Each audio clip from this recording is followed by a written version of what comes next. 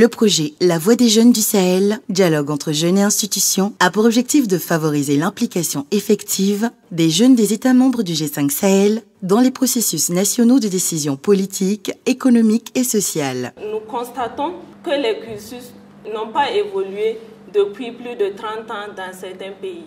La majorité des formations proposées dans les écoles ne répondent pas aux réalités socio-économiques. Les écoles, surtout publiques, ne proposent pas des filières de formation adaptées au marché de l'emploi et aux spécificités économiques des régions. Il n'y a aucun critère de sélection. Le seul critère, c'est le baccalauréat. Une fois qu'on a le baccalauréat, on a accès à l'université.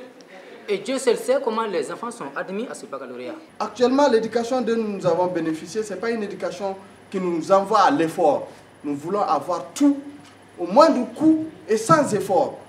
Ça, ce n'est pas possible. Depuis que le monde est monde là, pour manger du pain, pour travailler. Le manque de moyens, surtout matériels, qui ne permet pas aux étudiants de bénéficier d'une formation de qualité, surtout pour les filières scientifiques.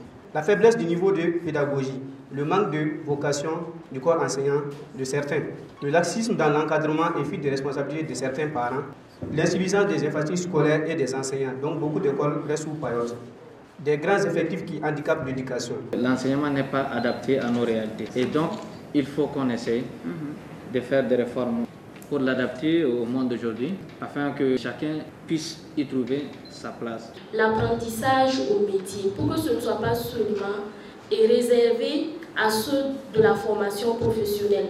Parce que là aussi, il y a une vision négative et qui fait qu'on a l'impression que c'est ceux qui échouent dans le système classique qui se retrouvent dans les centres de formation professionnelle.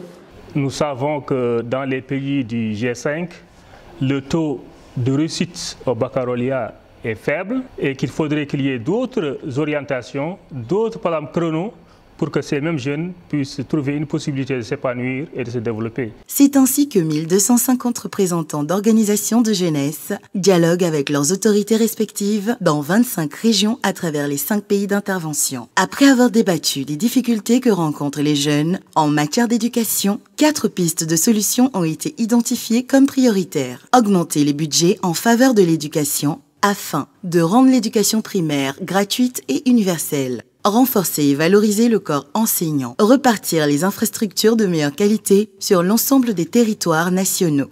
Repenser les cursus scolaires afin que les jeunes diplômés soient outillés pour contribuer au développement de leur pays. Encadrer et moderniser les médersa et les écoles coraniques pour prévenir les dérives et permettre l'insertion des jeunes qui en sont issus dans le monde du travail. Instaurer des écoles de la seconde chance, notamment pour les filles qui ont été forcées de quitter le système scolaire malgré leur jeune âge.